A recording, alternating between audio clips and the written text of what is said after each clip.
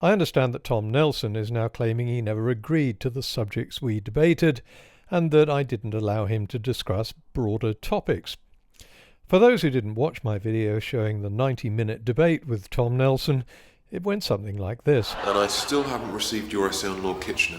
No, because what happened was I was going around cars, but then something happened because Shelley told her the bitch anyway has been completely going around saying that Destiny stole money out of Rochelle's purse, but I ain't not even spoken to Rochelle because she flicked Ash Michaela's hair. Vicky, I'm not interested in that. I'm more interested in your coursework. No, because what happened was this whole thing happened. What I didn't even So know just to nothing be about. clear, Tom chose his 3 topics to debate, not me, and I chose my 3 topics. Tom was the one who wanted the debate in order to address my criticism of his movie, and I was able to do this face-to-face because I happened to be closer to his time zone, and because of a cancelled trip, I had a week to spare to prepare my material. Now, I don't know what his beef in detail is, because I don't want to go over hours of his chattering podcast to find out, but if that's what he's saying, well, those are the facts. Of course, during the debate, Tom tried to divert into issues like whether I believe that CO2 is the control knob of the Earth's temperature, because then it becomes an argument about how best to describe something. It's a great way to describe it, but what matters to scientists are the numbers, the evidence to support an inference that long-term temperature changes over the last 500 million years correlate to changes in CO2 concentration, combined with the gradual increase in solar irradiance over time and occasional periods of intense volcanism causing a rise in aerosol concentration. And the answer is yes, the evidence clearly supports that.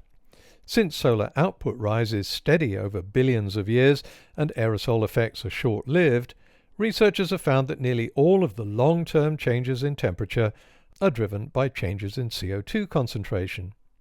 That's why several climatologists have called it the Earth's thermostat. Others call it the primary driver of Phanerozoic climate and the principal control knob of long-term temperature. I wasn't going to get into a debate about what to call it. I was only interested in the claim made in the movie that I showed was wrong. Sorry, I'm going to have to show you a 3-minute clip from the debate. I promise it'll be the only one, but it makes an important point about debating these guys. You think that CO2 drives the temperature, but the temperature drives the CO2. That's why Tony Heller said that. Well, he was wrong. Hang on. I'll just quote you what Tony Heller said. Yep. Ice ages start when CO2 is at its maximum. Okay. Yep. Clearly, that is not the case.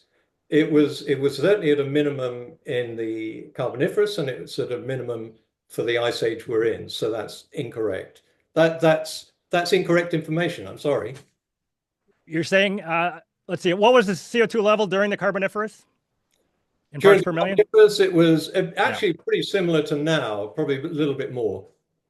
So, yeah, that's why Tony Heller said that. I heard him say that in a different debate that he had with you. You went back and forth on video. And near as I can tell, he said that because of the correlation between CO2 and temperature being backwards. That because as the oceans warm, they can hold less CO2 and thus atmospheric CO2 goes up. That's what he's talking about. And when CO2 hits its maximum, when it hit, then it turns back the other way and then you get the cooling. Whatever he was talking about, he was wrong. When he says that ice ages happen when CO2 is at its maximum, as you can see from this reconstruction of CO2 and ice ages, that is completely wrong. So what you're arguing is that CO2 is the climate control knob, right? That's the central part of this argument.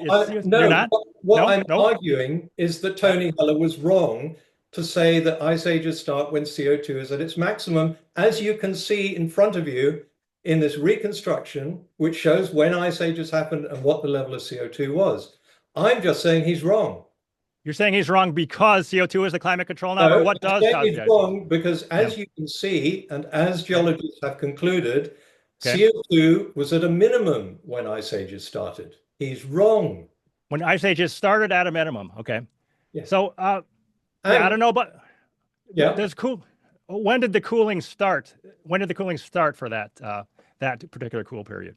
Well, you can see here from the reconstruction. They started as we go into the Carboniferous, and the cooling started as we go into the Quaternary, and again, cooling started as we go into the Ordovician icehouse because of CO2 going down. So because of CO2 going down.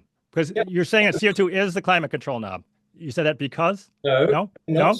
I didn't say that. I am saying Okay. Tony Heller is wrong. Okay. You need to get back to what Tony Heller said in your movie Okay. that you supposedly did your homework on. He made a statement that was incorrect. You can lead it in different directions and jangle keys at me and hope I'm going to divert from this. But sorry, we're bringing this back to the statement he made in your movie, and he was wrong. Now, you can accept that and move on, and we'll go on to something else, or you can keep trying to argue that somehow black is white, but you can see from the reconstruction that's wrong. And don't try and tell me the reconstruction is wrong, because that's used by climate skeptics all the time. Oh, okay. I'm saying, yeah, let's be done with that. And towards the end of that exchange, I have to admit, I broke my own cardinal rule on interviewing politicians. When you've nailed them, caught them in a lie, and they don't know how to get out of it, then you shut up. But that's okay. He was clearly faced several times with the reality that CO2 levels dropped at the beginning of ice ages and were at a low, contrary to what was claimed in the movie.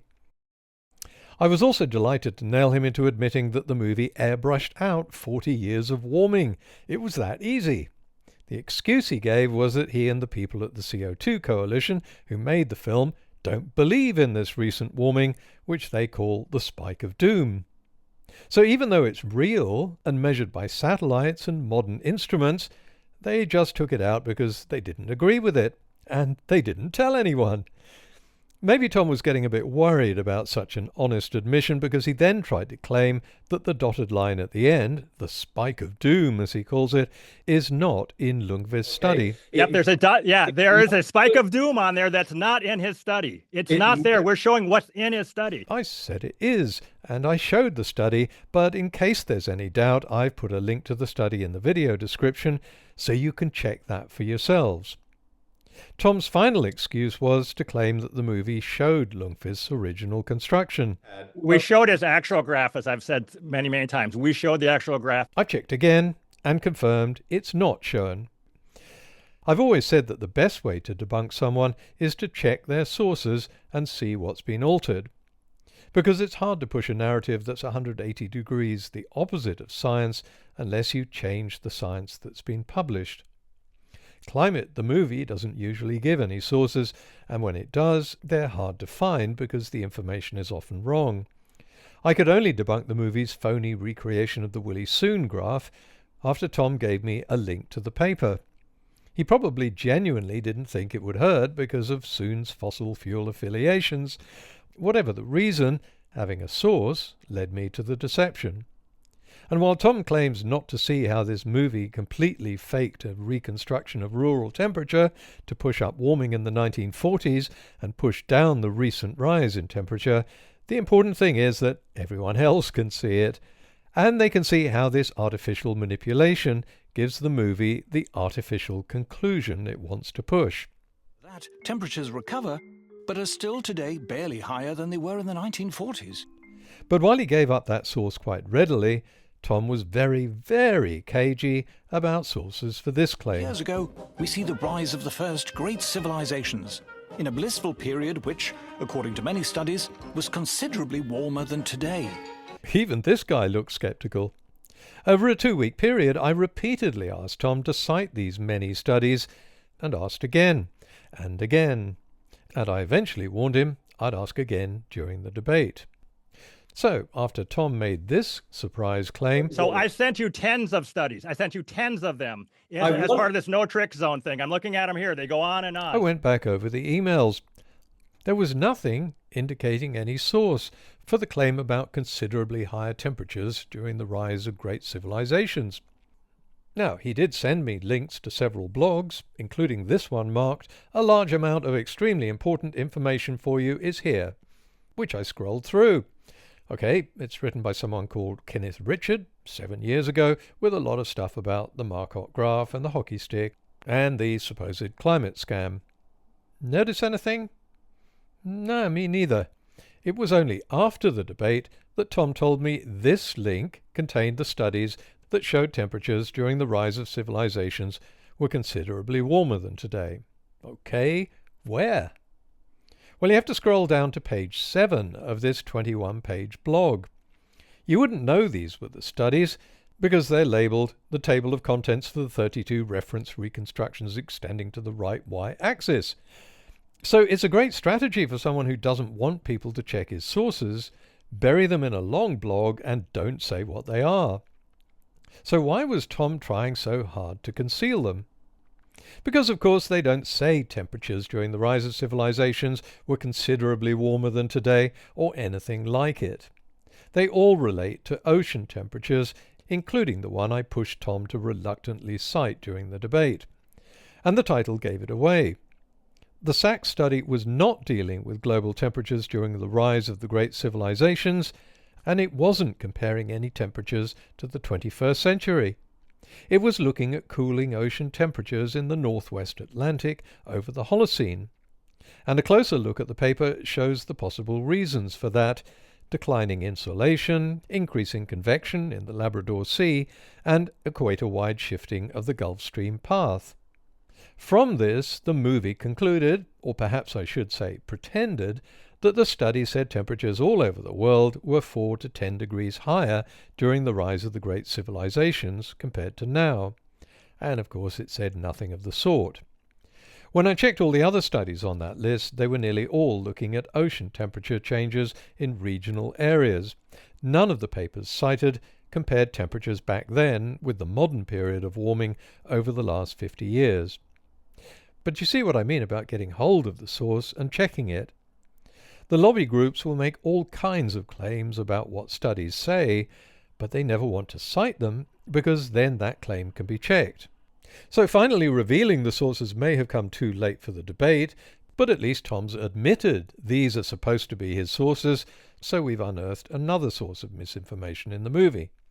And finally, there was this. The CO2 Coalition says in its mission statement, it's very clear, it was on the website, it's been altered now, but it said that its mission was to promote CO2 and fossil fuels. That's your mission.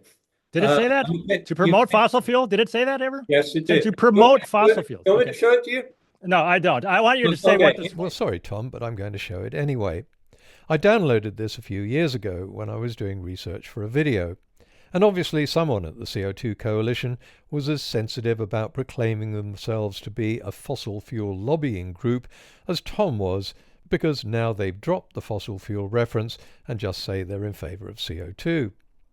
So these are the people behind the movie, and that might explain their motivation in faking graphs, hiding sources, and misrepresenting studies.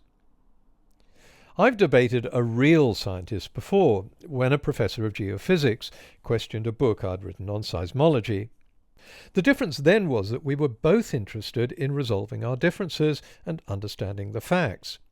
When I showed evidence to him, he understood what a real graph looked like and why you can't mix statistical means over different periods of time, and he presented me with actual evidence, not just feelings, beliefs, and descriptions. So we could understand when we got our facts wrong and accept it. It was calm and orderly because our aim was to understand reality. So I knew this debate with Tom was not going to be like that. People who lobby for industries and vested interests don't want to discuss the science. They want to support their beliefs. If you agree with their beliefs, you're on their side. If you don't agree with their beliefs, you're on the other side. If changing graphs, airbrushing out contradictory information, hiding sources and misrepresenting studies is what it takes to support those beliefs, then it's perfectly okay. If the other person is trying to make a point that gets to the facts and the reality, then do everything you can to interrupt, filibuster, and deflect.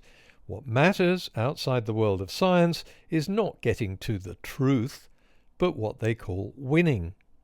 By the way, all the questions Tom asked while he was trying to get me to talk about anything other than the scientific errors in his movie, I've already answered in previous videos. Like, are we seeing more extreme weather events? Is CO2 the control knob of temperature? So if you want those answers, you'll find them in my climate playlist. Thanks for watching.